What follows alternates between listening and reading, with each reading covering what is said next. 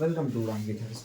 आज की इस वीडियो में मैं बताने वाला हूँ कि किस तरीके से हम कम बैक कर सकते हैं। क्लास 10 का 30 डेज के अंदर 95% स्कोर कर सकते हैं।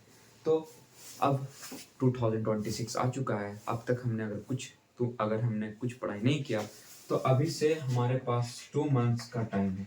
ठीक है, 2 मंथ का टाइम है। ठीक है, 17 फरवरी से हमारा एग्जाम स्टार्ट है। क्लास 10 बोर्ड जो है वो 17 फरवरी से क्या है स्टार्ट है। अब हमें क्या करना पड़ेगा। अब अगर हमने अब तक कुछ नहीं पढ़ा तो 2026 में 2026 में क्या है कि 17 फरवरी से हमारे पास एग्जाम है। ठीक है, तो अभी हमारे पास मान के चलो 1 मंथ बच रहा है, 70 डेज। अब क्या करेंगे हम, कम बैक किस तरीके से कम बैक करेंगे कि क्लास 10 के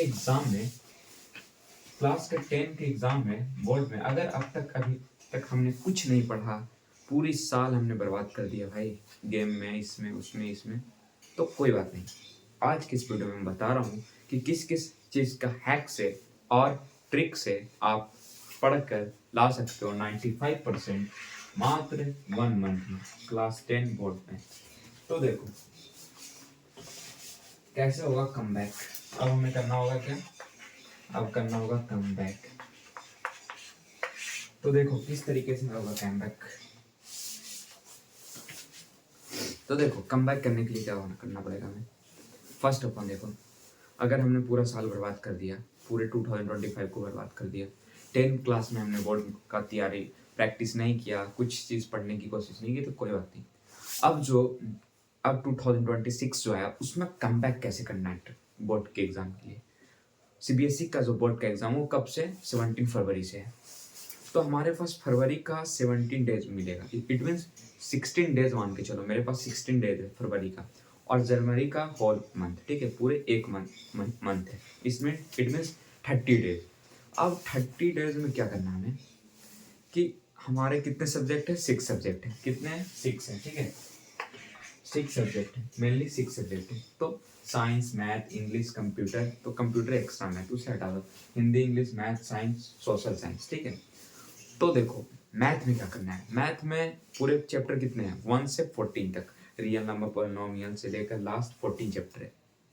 तो एनसीईआरटी हो गया, आर एस अग्रवाल हो गया, आर डी शर्मा हो गया, ये सारे बुक को पहले हमें एनसीईआरटी को पढ़ना है। ठीक है, लाइन बाई लाइन, कौन से लेसन को जो साझा इंपॉर्टेंट है, जो कि हमारे एग्जाम के लिए थोड़ा सा डिफिकल्ट है और ज़्यादा इंपॉर्टेंट है, जो हमारे एग्जाम में जिससे क्वेश्चन ज़्यादा आ रहा है। ठीक है, ऐसा नहीं करेंगे हम लोग कि क्लास 10 का चैप्टर 1 पढ़े अच्छे से और 2 नहीं पढ़े, तो इस तरीके से नहीं करेंगे। ट्रिगोमेट्री, जो चैप्टर, ज्योमेट्री, प्रोबेबिलिटी, जो चैप्टर ज़्यादा इंपॉर्टेंट है हमारे लिए, जो कि हमारे एग्जाम में आता है, उस चैप्टर को क्या करेंगे हम अच्छे से क्लियर करेंगे, लाइन बाई लाइन्स उसे क्या करेंगे, याद करेंगे। तो क्या करना है, हैक्स क्या है कि अभी तो कोई स्कूल नहीं आ रहा होगा, I hope so many student no जा रहे होंगे अभी स्कूल नहीं। तो क्या करेंगे कि घर पे हम अपना एक टाइम टेबल बनाएंगे। ठीक है, टाइम टेबल बनाएंगे। उस टाइम टेबल के हेल्प से क्या करेंगे, हम पढ़ेंगे।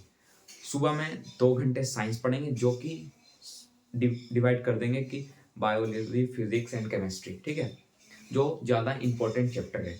ठीक है, मेटल, नॉन मेटल, जो ज़्यादा इंपॉर्टेंट चैप्टर है, केमिकल रिएक्शन एंड इक्वेशन, उस पर हम ज़्यादा ध्यान देंगे, जो कि बोर्ड एग्जाम में ज़्यादा क्वेश्चन आ रहे हैं। ठीक है, आंसर राइटिंग हमें अच्छे से आना चाहिए लिखने, आंसर राइटिंग हमें प्रैक्टिस अच्छा से होना चाहिए। और क्या होना चाहिए कि हमें जो है वो राइटिंग हम अच्छे से लिख पाएँ। ठीक है, ऐसा ना हो कि हम पूरे कट कुट करें। ठीक है, कोई भी चीज़ लिखना, अगर मान के चलो ये हमारा आंसर शीट है, ये आंसर शीट है, अब यहाँ पे अगर हम आंसर लिख रहे हैं तो ऐसा नहीं करेंगे कि कुछ लिखे दिस इज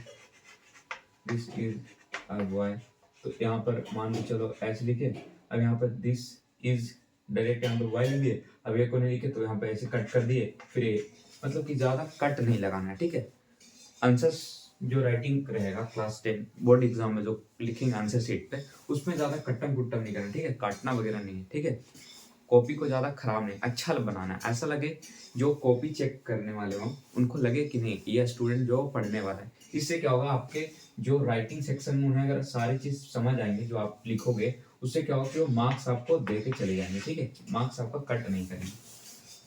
और क्या लिखना, आंसर राइटिंग आपको अच्छे से लिखना है। ठीक है, पूरे पैराग्राफ में लिखना है। जैसे 120 वर्ड्स में अगर दिया और लेटर हो गया या फिर नोटिस हो गया तो उसे 120 वर्ड्स में ही कंप्लीट करना है, ठीक है।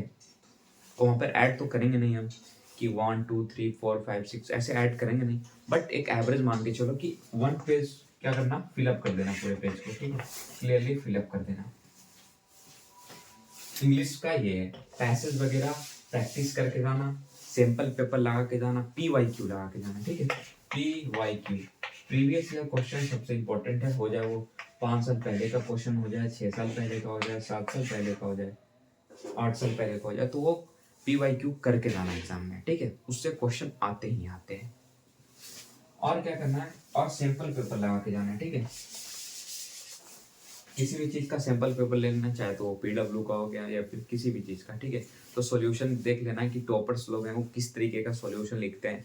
Find the value of x, तो कैसे वो फाइंड करते हैं x का वैल्यू, या फिर किस टाइप से वो लिखते हैं सॉल्यूशन को, गिवन किस तरीके से लिखते हैं, टू फाइंड किस तरीके से लिखते हैं, लास्ट में क्या लिखते हैं, hence it is proved angle XY line XY is equal to line XZ, ऐसे एक्सेट्रा, ठीक है, etc इस तरीके से। तो ये सारे हैक को इस्तेमाल करेंगे हम, और ये सारे हैक को इस्तेमाल करके क्या कर सकते हैं कि क्लास 10 के बोर्ड के एग्जाम में 2026 में हम 95% स्कोर कर सकते हैं। और जो इम्पोर्टेंट टॉपिक्स है उसको पे ज़्यादा ध्यान देना है, उस पर क्या करना है, हमें ज़्यादा ध्यान देना है। जिससे क्या होगा कि उस सारे चीज़ पे अगर हम फोकस करेंगे, उस सारे चैप्टर पे फोकस करेंगे, तो हमारा वो एग्जाम में अगर आएगा क्वेश्चन तो उस टाइप का क्वेश्चन हम बना पाएंगे। आई होप आपको ये चीज़ क्लियर होगा।